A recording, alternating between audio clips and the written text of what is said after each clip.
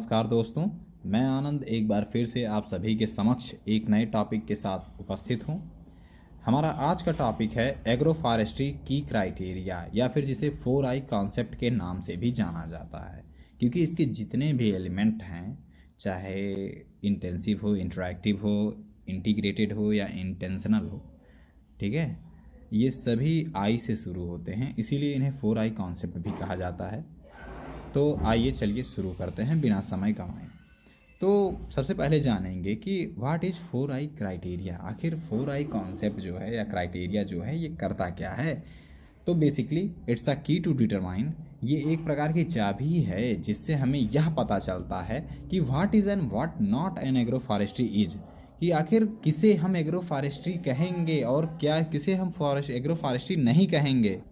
इसका मतलब यह है कि ये 4 कॉन्सेप्ट जो हैं, इन पर अगर आप किसी भी एग्रो फॉरेस्ट्री सिस्टम को अप्लाई करके देखें, इन चारों कॉन्सेप्ट को चेक करें और वो कोई एग्रो फॉरेस्ट्री सिस्टम इन चारों कॉन्सेप्ट पे खरा उतरे, तो आप कहेंगे कि हाँ भाई, ये एग्रो फॉरेस्ट्री सिस्टम बहुत अच्छा है। ठीक है, तो ये बेसिकली डिटरमाइन करेंगे, ये जानने के लिए है कि कौन सा एग्रो फॉरेस्ट्री सिस्टम अच्छा है या नहीं, या फिर किसे हम कहेंगे ये एग्रो फॉरेस्ट्री है। ठीक है, तो जनरली एग्रो फॉरेस्ट्री की अगर हम बात करें, इसमें हमारा एग्रीकल्चरल क्रॉप और फॉरेस्ट कंपोनेंट दोनों इक्वल अमाउंट में डिस्ट्रीब्यूटेड होते हैं। ठीक है, यानी हमारे पास फॉरेस्ट भी होएगा और हमारे पास क्रॉप भी होगी। अब इसमें मेजरली क्रॉप डोमिनेंट होती है, क्योंकि अगर यही फॉरेस्ट्री एग्रो लिखा होता तो उसमें फॉरेस्ट्री कंपोनेंट डोमिनेंट होता। तो बेसिकली अभी आगे आप लोग पढ़ेंगे कि सिल्वी पास्चर लैंड्स, तो उसमें सिल्वी कल्चरल क्रॉप्स या फिर सिल्वी कल्चरल मेथड से जो क्रॉप्स की उगाई जाती हैं या फिर ट्री कंपोनेंट उगाया जाता है, तो उसकी डोमिनेंसी होती है। ठीक, जो पहले लिखा होता है वो डोमिनेंट होता है। एग्रो फॉरेस्ट्री में एग्रीकल्चरल क्रॉप्स आपकी डोमिनेंट होंगी। खैर, हम इस पर बात करेंगे बाद में, अगले वीडियोज़ में अपने बात करेंगे इन सब पे। तो 4I क्राइटेरिया में पहला आता है इंटेंशनल, दूसरा इंटेंसिव, तीसरा इंटरैक्टिव और चौथा इंटीग्रेटेड। अब आप सभी को लगभग पता चल गया होगा कि इससे हम 4I क्यों कहते हैं। ठीक है, तो अपन का सबसे पहले है कि इंटेंशनल। आखिर इंटेंशनल में हम क्या जांचते हैं, ऐसे क्या जांचते हैं जिससे हमें पता चलता है कोई ये एग्रो फॉरेस्ट्री सिस्टम काफ़ी अच्छा है। तो इसमें हम देखते हैं कि एग्रो फॉरेस्ट्री हमारा ऐसा हो जिसमें हम क्रॉप भी लगाए रहें, फॉरेस्ट कंपोनेंट भी हो, साथ ही में प्लस माइनस लाइव स्टॉक रखते हैं। जनरली अगर हम इंटेंशनल की जांच कर रहे हों तो उसमें हम लाइव स्टॉक कंपोनेंट्स मस्ट करते हैं, यानी क्रॉप हो हमारी, एक कोई फसल हो जनरली, ठीक, फिर हमारा फॉरेस्ट कंपोनेंट हो और साथ ही में पशुपालन भी हम संबद्ध रूप से चलाएं। और क्यों करेंगे, क्योंकि फॉरेस्ट फॉर मल्टीपल प्रोडक्ट्स, भाई मल्टीपल प्रोडक्ट मिले हमें। ट्री कंपोनेंट से क्या क्या मिल सकता है, देखो टिम्बर मिल सकता है, ठीक, इमारती लकड़ियाँ, और फिर उसके बाद उसके हम मार्केट में सेल करके जो पेपर इंडस्ट्री है उसके लिए हम एक पल्प जो वो बनाती है उसके लिए हम रॉ मटेरियल प्रोवाइड कराते हैं। ठीक, तो ये हो गया। और हम फॉरेस्ट्री कंपोनेंट से हम फ्रूट भी ले सकते हैं, जैसे आंवला वगैरह के पेड़ अगर हम लगाते हैं तो आंवले का मुरब्बा बनता है, बहुत सी चीज़ें, बहुत से प्रोडक्ट उसके बनते हैं, तो उस सब के भी अच्छा खासा मार्केट है। और अगर हमारा जो एग्रो फॉरेस्ट है, क्या नाम है, फॉरेस्ट कंपोनेंट से हमें जो फॉलिएजेस मिलते हैं, पत्तियाँ मिलती हैं, उन पत्तियों को अगर हम पशुओं को खिलाएं तो ओवरऑल एक फॉडर के तौर पे भी काम करता है। तो यानी ये पशु भी इस पर रिलाई कर रहा है। और पशु से हमें क्या मिलता है, फिर पशु से हमें एनिमल प्रोडक्ट्स मिलते हैं, जैसे कि दूध, दही, घी, मक्खन, जिनकी काफ़ी अच्छी खासी मार्केट वैल्यू है। और फिर उससे एक खास बात है, गोबर भी मिलता है, जो कि FYM बनाने में काफ़ी मददगार होगा, जो हमारे क्रॉप को भी मदद करेगा और हमारे ट्री कंपोनेंट को भी मदद करेगा। तो ये एक दूसरे पे निर्भर हैं। एंड थर्ड पार्ट आता है इसमें कि इट्स नॉट मोनोकल्चर, ये मोनोकल्चर नहीं है, आप जान रहे हैं, इसमें लाइव स्टॉक पोर्शन आपका है, ठीक, ट्री है, तो ये कहाँ से मोनोकल्चर हुआ। और साथ ही में आपका क्रॉप भी तो है। मोनोकल्चर में आप सिंगल चीज़ की खेती करते हैं, चाहे वो सिंगल क्रॉप हो, चाहे तो पेड़ ही पेड़ लगा लो या फिर आप फसल ही लगा लो, तो वो मोनोकल्चर होती है। लेकिन ये मोनोकल्चर नहीं है, क्योंकि आप जानते हैं इसमें हम फसल, पेड़ पौधे और जानवर, इन तीनों को एक साथ संरक्षित रखते हैं, एक तरह से चलाते हैं। ठीक, तो इसमें जनरली इंटेंशनल पे 3 पॉइंट याद रखने की ज़रूरत है। पहला, crop live stock plus tree component, ठीक। दूसरा, किस लिए करते हैं ये सब, ढेर सारे प्रोडक्ट्स लेने के लिए, मल्टीपल प्रोडक्ट्स, हमें पेड़ से भी प्रोडक्ट मिले, हमारे क्रॉप से तो हमें जो मिल रहा है वो मिले ही, साथ ही में एनिमल प्रोडक्ट भी मिले, और ये मोनोकल्चर नहीं होता है। तो आप लोग अब नेक्स्ट टॉपिक पर आएंगे, इंटेंसिव। तो इंटेंसिव क्रॉपिंग क्या होती है, सॉरी इंटेंसिव क्राइटेरिया क्या है इसका, जो सेकंड पार्ट है।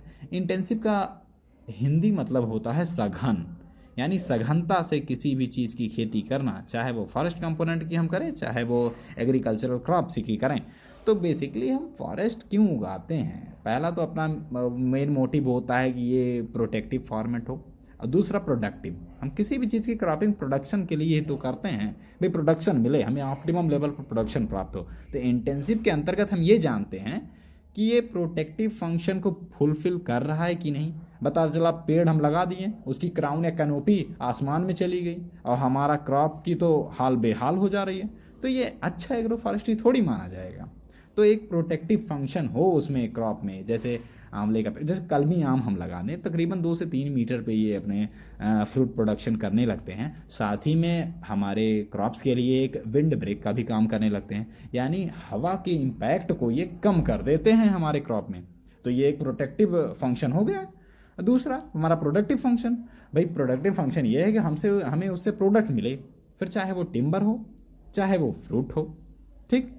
और फिर इसके एग्जाम्पल के तौर पे हम कहते हैं कि इंटेंसिव में क्या करते हैं, प्रूनिंग करते हैं, थिनिंग करते हैं, कल्टीवेशन करते हैं, फर्टिलाइजर एप्लीकेशन करते हैं, इरिगेशन भी अप्लाई करते हैं। किस लिए, ये सब किस लिए कर रहे हो तुम, इसलिए कर रहे हो ताकि ऑप्टिमम लेवल पे अच्छी एग्रो फॉरेस्ट्री निकलवा सको, ठीक है। अगर ये सारी कंडीशंस फुलफिल हो रही हैं, इंटेंसिव भी है यानी प्रोटेक्टिव दोनों है आपका फॉरेस्ट, तो उसे कहोगे हाँ कि ये भैया अच्छा एग्रो फॉरेस्ट्री सिस्टम है। थर्ड अपना आता है कि इंटरएक्टिव हो, आपने अभी तक पढ़ा इंटेंशनल, इंटेंसिव, और ये थर्ड अपना है इंटरएक्टिव। तो इंटरएक्टिव में हम क्या करते हैं कि it's just only a management of biological and physical manipulation between crops and trees, यानी ये फसल और ट्री के बीच में, चाहे वो भौतिक स्तर पर या फिर जैविक स्तर पर, ये बस एक मैनिपुलेशन होता है, ठीक है। और ये सब हम किस लिए करते हैं, फॉर ऑप्टिमम प्रोडक्टिविटी। ऑब्वियस सी बात है, हम किसी भी चीज़ का मैनिपुलेशन या फिर किसी भी तरह की इंटरकल्चरल प्रैक्टिसेस क्यों करते हैं, ताकि हम ऑप्टिमम प्रोडक्ट प्राप्त कर सकें।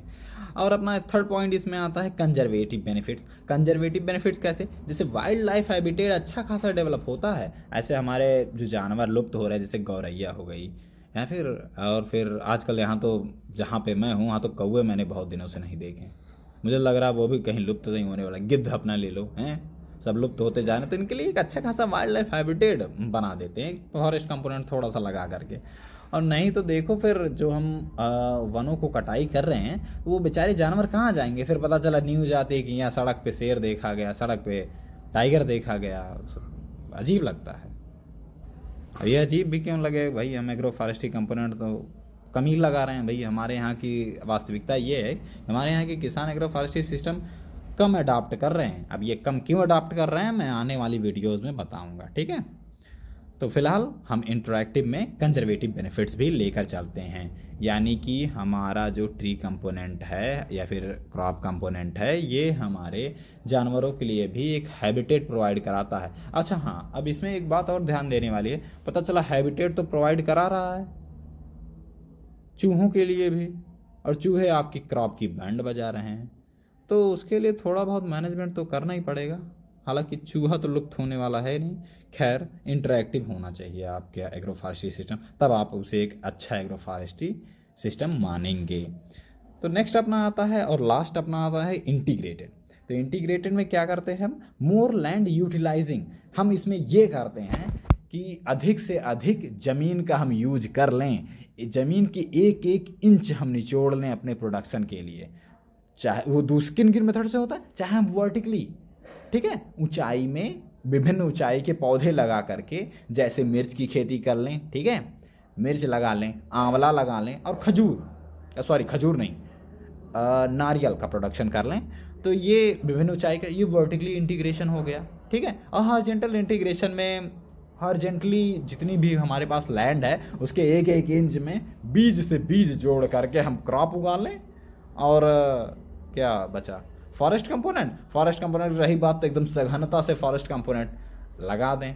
अच्छा हाँ, अगर सघनता से लगाएंगे बाद में ट्रेनिंग और प्रूनिंग करने में आप ही को समस्या होगी, मतलब ज़्यादा ज़रूरत पड़ेगी। उसके लिए मेरा टेंडिंग ऑपरेशन वाला वीडियो ज़रूर देखें, या कि ट्रेनिंग, थिनिंग, क्लीनिंग, वीडिंग, ये सब करनी पड़ती है भाई एग्रो फॉरेस्ट्री में। तो ठीक है, आज के लिए इतना ही। धन्यवाद, फिर कभी मिलेंगे।